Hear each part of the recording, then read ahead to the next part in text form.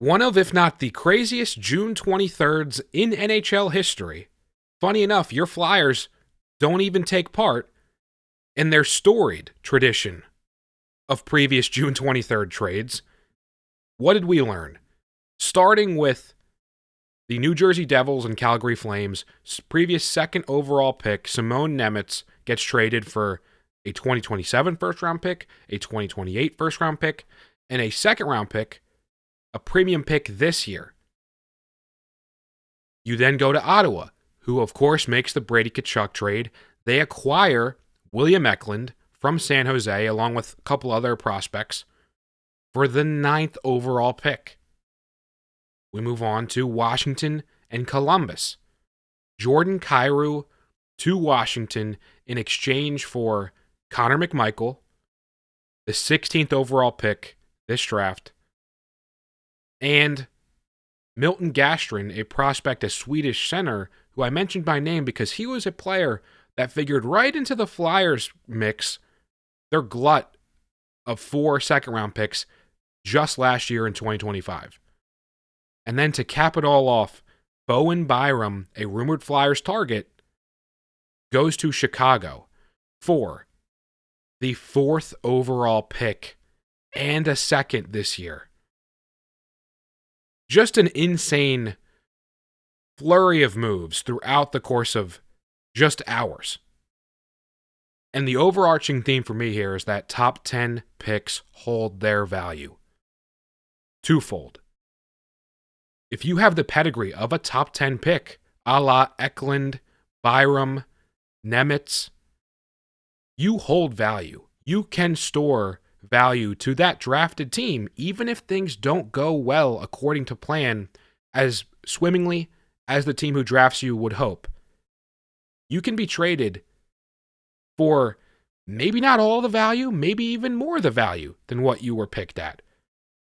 The bottom line, the Flyers don't really have those type of assets. At least, look, Michkov, Martone, we're 1.5 years away from even being 1.5 years away as far as a potential trade if things don't go according to plan. We're in the infancy of their professional careers in the orange and black.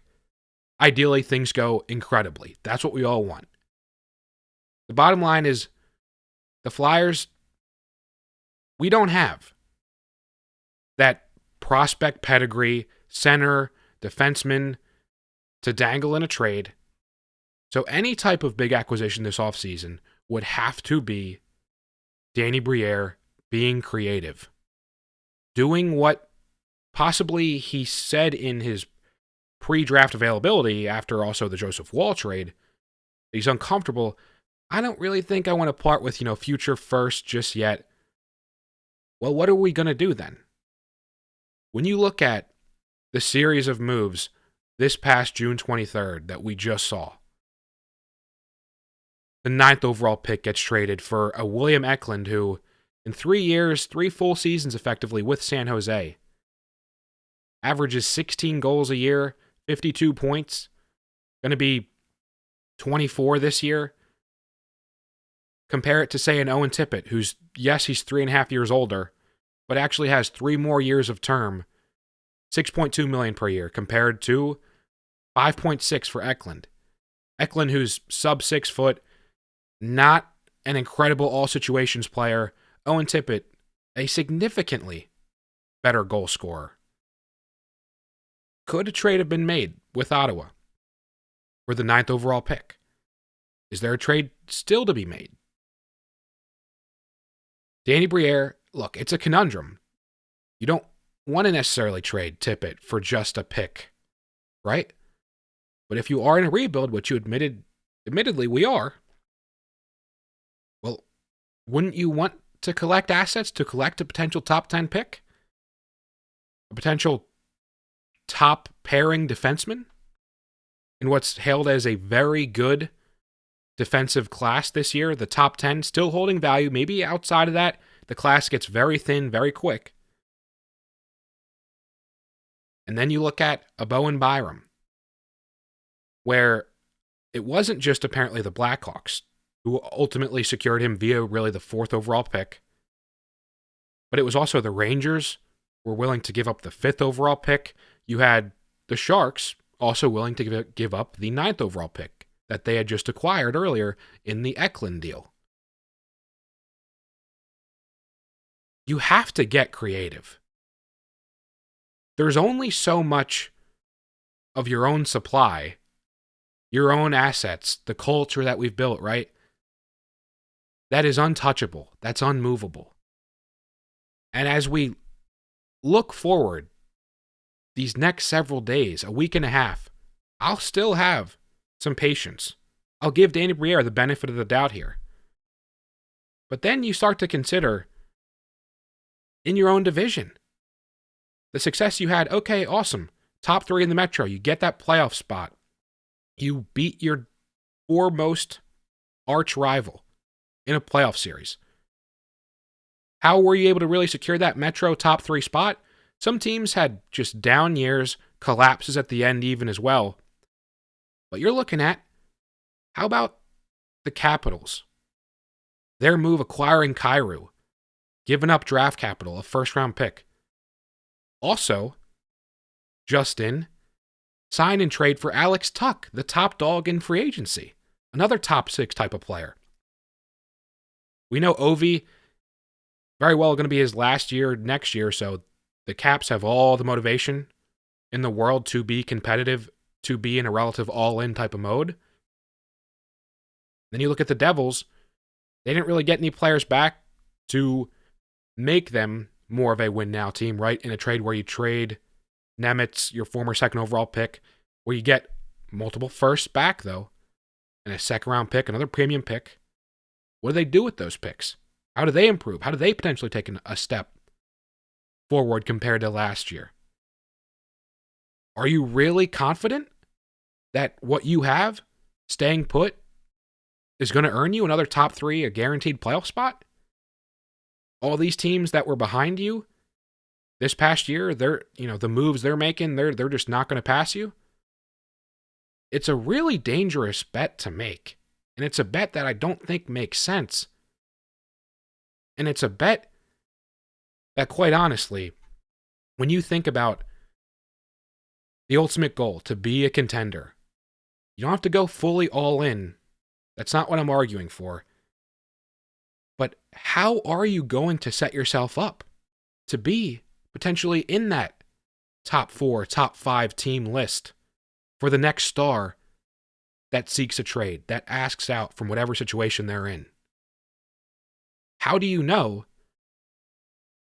that the teams that were behind you this past season are going to be viewed as such by other players?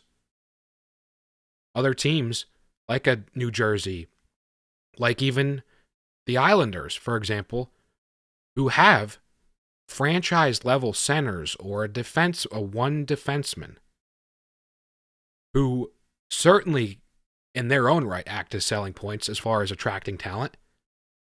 We know with Tocchet, that's a big draw, or so we've been told. The culture, right? What we've demonstrated.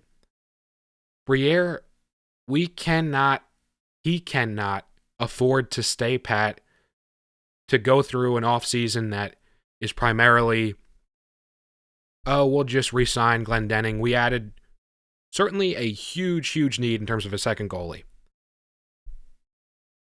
So how do we get creative? How does Briere make a move to really put this team, advance this team forward? You see the Ottawa Lynx, Risto again today, David Pagnotta talking about Oilers actually reported by Sportsnet as a team in on Risto, but Dave Pagnotta here saying, again, the Senators connected to Risto. If it's a 25th pick, let's do it. I'm all in there. Get a pick this draft. Maybe pull off a move that you just did last draft. You go 21, 25. Can we get up in and around that top 10? If we can't, who could we attach in a prospect to maybe get a defenseman who, if we are in our stated rebuild, we don't care about coming into our lineup next year? What about, I know Owen Tippett, he's constantly speculated as a guy who could be on the move, an insane skill set, right? very hard to find. A player that I'm looking at as far as could Briere get creative in dealing? Noah Cates, one of the better shutdown centers in the league. Right in the prime of his career, signed to $4 million over the next 3 years. Very reasonable, attractive AAV as a middle six, big time minutes, playoff potential center. What type of package would that have to be?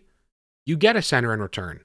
If it's Ottawa, maybe you get a Pinto, a Cousins. Can you get to Seattle and say, Matty Beniers, we know you don't want to trade him, but here's what we have. That's how you have to start thinking if you're Danny Briere. And look, we don't know. We're not a fly on the wall in the war room right now. Maybe he is thinking this. Maybe he is considering trading a Noah Cates, truly moving on from Erasmus Ristolainen, and at last trading a Owen Tippett from your glut of wingers. All I know is that if we are to truly take a next step, if we are to put ourselves in position to, look, I'll say this time next year, I'll exercise some patience here. When it's maybe an Austin Matthews who says, I want out. When it's maybe McDavid who says, I want out. Okay, wait a minute. Those guys see the Flyers, they're maybe now 2 years in a row, playoffs. They won some rounds. They made a trade that set them up for a 2026, 2027 really good run, whether it be a center or defenseman.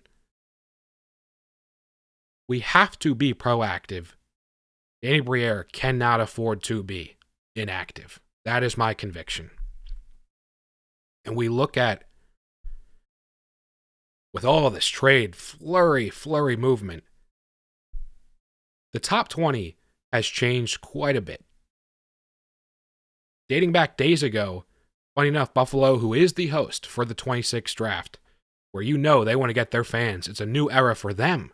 Talk about the Eastern Conference. I put the Metro in a microscope in this video. But you're not just going against the Metro, you're going against a whole nother division.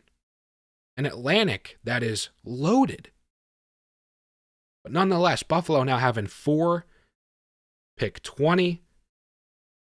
You look at the Sharks now with the moves they've made. Trading away an Eklund, who maybe he's great for Ottawa. Maybe he's not. Maybe he's a perfectly fine middle six type of player. The Sharks position themselves to guarantee pretty much an Ivar Stenberg at pick 2. And then at pick 9, talk about creativity, Mike Greer, an incredible. He looks like he's really the Zito of the West in building a potential dynasty where they can get one of Celebrini's wingers of the future at 2, and then at 9, they get a Keaton Verhoff, a right shot defenseman who they have desperately been looking for, potential top line player. And then you look at now Washington via their trade. St. Louis has 11, 15, and 16. How does this affect the Flyers? To be determined. What I hope it does, quite frankly, is not just affect the draft board, who's our option at 21, who's maybe also at 25 if we pull off a Risto trade, but be aggressive. The sheer quantity of first-round picks that have been moved now in short order, I hope it really makes Danny Briere fully consider, take a risk, make a flagship move in this rebuild where you have yet to really had to give up an immense amount as far as acquisition. Zegras, awesome. Drysdale, very unique situation there. Dan Vladar, awesome free agent signing. Dvorak, really nice. It is time for change. Do you agree, guys? Let me know in the comments.